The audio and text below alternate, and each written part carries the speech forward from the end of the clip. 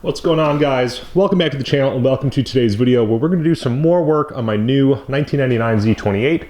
If you went and watched the first video, you found that there's some pretty interesting history on this car. I got it fairly inexpensively. It wasn't like it was given away like the Mustang that we just did the video on was, but this one was really inexpensive. And what you might be really interested to find out is that I've decided to go a very different way with this car than I have really with this one or flipping cars in the past. This one's going to stick around for a while, and I've got something pretty cool in the works for it. I've got the perfect space to be doing this with it, and I've got some parts coming right now to start dialing it in and really making it able to do what I want to go do with it. There's not many of them out there doing it, so you guys are going to be in from the start of what it takes to make one of these into what it'll be. But that's for another video. I did a few small things on the car over the last week. I got the interior pretty well put together and cleaned up. I got the replacement hood on it. There's a factory pewter metallic hood back there that I'm going to be keeping as a spare. This one I put on is in much nicer shape. Other than that, I didn't do a whole lot to it. More than anything, just cleaning it up. But yeah, the interior actually came out really nice in here. There's a couple of cigarette burns in the seats, but these probably won't stay forever, so that's not a big deal. The back seats and all that turned out real nice, and it's just a nice habitable place to be now. So like I said, a couple of cigarette holes, no consequence in this seat. One thing you guys might find interesting is in the Trans Am, I replaced the floor mats with some Lloyd's mats. The factory ones were just worn out, and these actually fit really nice. It's the factory tan color, and they're a little bit oversized from what the factory floor mats are like. I'll show you the driver's side real quick so you get an idea if you're in the market for such things. But they even come with carpet hook holes that I still have to put into my carpet. The color's a little bit off from my actual carpet, but the mats do look a lot better than what was in there. So overall, I'm pretty happy with them. See back here, they kind of fit oversized as well, but I got them online and I'm overall pretty happy with them. It's a nice little facelift for the car that ended up being used on a gift card that I got for Christmas. So happy with that. I'll put the hooks in them so the mats can't slip under there. But anyways, I got a few things going on. I bought and sold the car. I bought and sold the Pro Charger kit, which I was really hoping to put on this car. One finally popped up locally, and I actually didn't realize that I forgot one of the pipes. I'll see if I can get that to the guy. It came with a bunch of piping like that. One thing I found out about Pro Chargers is there's two rotations on them, and mine had the incorrect rotation to mount it on the lower mounting area on an F-body where it's supposed to be, where it hides under the hood real nice and looks good. So ended up being just under $2,000 to get the rotation switched on it, and ultimately the total cost involved just almost made it make more sense to buy a new head unit at that point. So I sold that Pro Charger and made some money on it, which I'll be putting directly into this car. So let's hop right into today's video. It'll be a shorter one. I got a couple of small things done on it, but I wanted to get you guys up to date on it because the next video will be on the track, and then the next one after that will be on this car, and probably again following that. So we're gonna get busy on this one real quick, but let's hop right into today's video and I'll show you guys where it's at now. Alright, so I just read something on LS1 Tech about reprogramming these key fobs, and this thing's been dead for quite a while, so I'm going to try it. You're basically going to repair the key fob of the car. So what I'm going to do is take the ignition key, turn the car on, not run, but I'm also going to shut the car off after. I'm going to hold the lock and unlock button simultaneously for 10 to 15 seconds or up to 30 seconds. So I'm going to try it, see if the door locks cycle, and that should mean that this lock is resynced. So I'm gonna try that, see what happens. All right, so on, off. Oh, behold. This thing's not perfect, and I assume it's how this is all sitting together. It's pretty temperamental, so I may need to get a new key fob housing or whatever it might be, but it does work. So that tells me that the transmitter and battery inside of it are working, and we're a step closer to having a decent car. So I'm gonna find out if it's better to order one online real quick or get one at my local parts store. But yeah, we're getting closer. All right, so what we are doing now is looking at the OBD2 codes as what I would say is the beginning of cleaning up the interior of this car. All right, so I found a couple of codes, and what we're gonna do is read the codes. O2 sensor, no activity detected. Bank 1 sensor 2, Bank 2 sensor 2, got a knock sensor, Bank 1 sensor 2, Bank 2 sensor 2, knock sensor, circuit one. So I'm gonna go ahead, take the go fast, don't die sticker and throw it on my toolbox because this was covering up the speedometer of the car a little bit. And yeah, I'm gonna stick this one out and remember this one for a while. Alright guys, so we are yet again rolling early in the morning.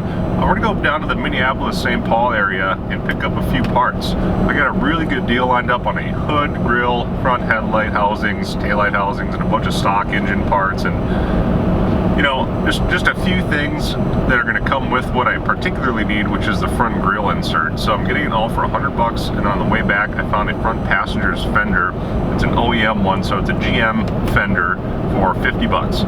And that'll be the one that'll get painted and put on the car. So $150, I'll dial on the outside of the car pretty well. It'll take care of two big eyesores.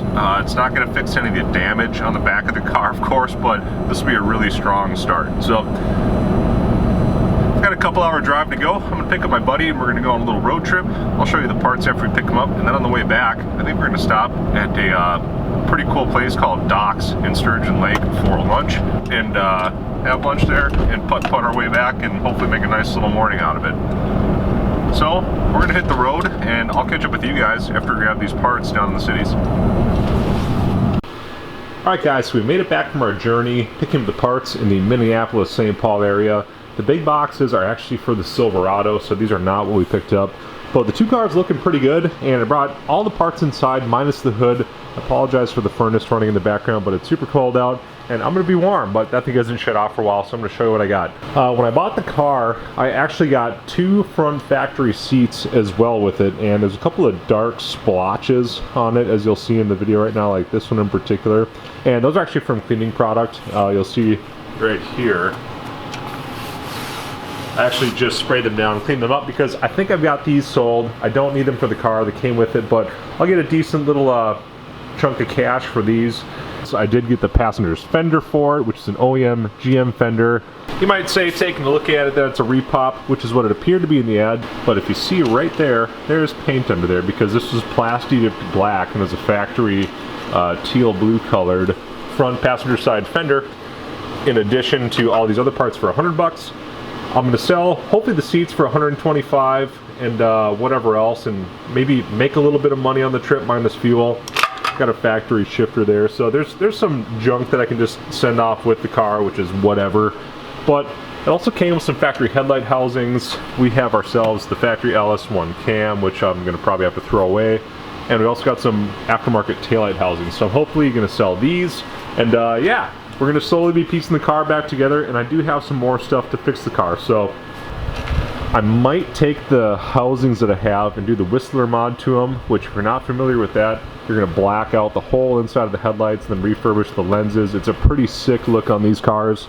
I really prefer it, especially to the factory catfish, kind of Sebring looking chrome look. I don't know what you call it, but it's a really good look. So I'll probably do that to it too. It's gonna really freshen up the front end.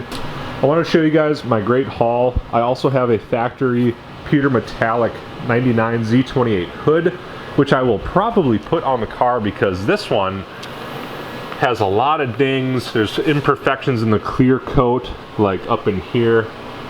There's a lot of imperfections. There's streaks in it. I can just swap it out, get rid of all these very deep sanding marks, which you may or may not be able to see on camera, but in person they're quite evident. I really hope you guys can see these, but there has been body work done to this, and it's clear. And doing a buff job is not going to fix it. So, all right, so I have been doing just a cursory vacuum of the driver's area and then the passenger side of the car, and I did find something interesting that I thought was worth sharing.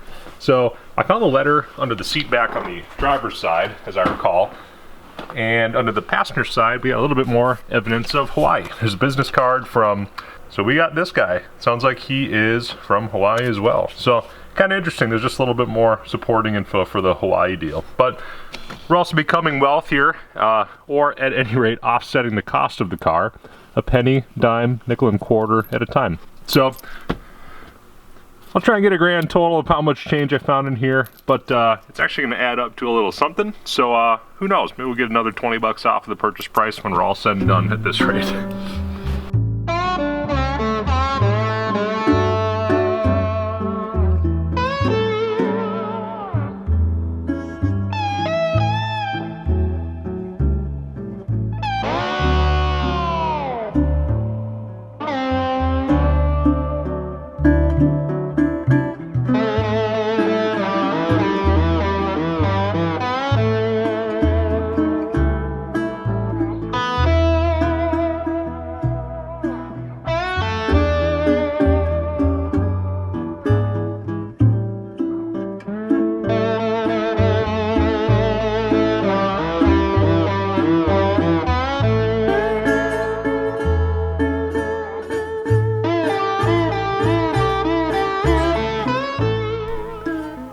All right, so we swapped out the hood real quick, and I actually forgot to record the swapping process, but the factory hood is over there, and we got the other factory hood, or the replacement one, that's in better shape right here. So I'm just gonna zip on these strut support brackets and the hood release real quick, and then hopefully I'll line real quick and we'll have like a really good shape hood to put on there.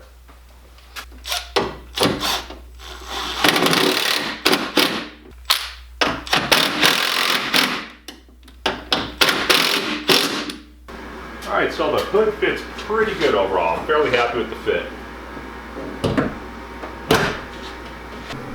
Alright guys, pardon the furnace running in the background, but I did have to show you that some parts showed up from Hawks Performance, and what they have been doing is offering parts from parts cars and parts from aftermarket vendors, and now additionally new aftermarket parts for F-bodies. These are two A-pillar mirror trim brackets that are actually made aftermarket, and they appear to be possibly 3D printed, but they have a lot of the GM type engraving on the inside, which is pretty cool. So these are actually almost indiscernible from OEM pieces, but they're actually kind of hard to come by unless you can find a parts car. So these are new. The shift ring surround is new. These are from a parts car, and these cigarette lighters from a parts car. But what all this is going to do is round out the interior minus the dash pad. So this is all had for about 80 bucks from an actual F-body vendor website. So if you want to check them out, there'll be a link down in the description. All this stuff is available and now readily available from the aftermarket, which is super cool. So thank you so much to places like Hawk Performance that are now creating this stuff for the aftermarket. And I just had a really hard time finding stuff from parts cars. I couldn't really get anybody to ship it from Facebook Marketplace or Craigslist or nothing like that, and I'm not having much luck locally with parts cars. So I found new repop stuff from the aftermarket, and this is going to dial in the interior. I'm going to throw this stuff in real quick. I'm only going to need one of the two A-pillar trim pieces here and one of the two lock switch covers as well, because they're okay on the passenger side, but I'll now have a cigarette lighter and, more importantly, the new shifter ring surround. So when I put the car back together, the boot will actually sit nice in the center console. So let's get a couple of these parts in and crank on the Camaro project car.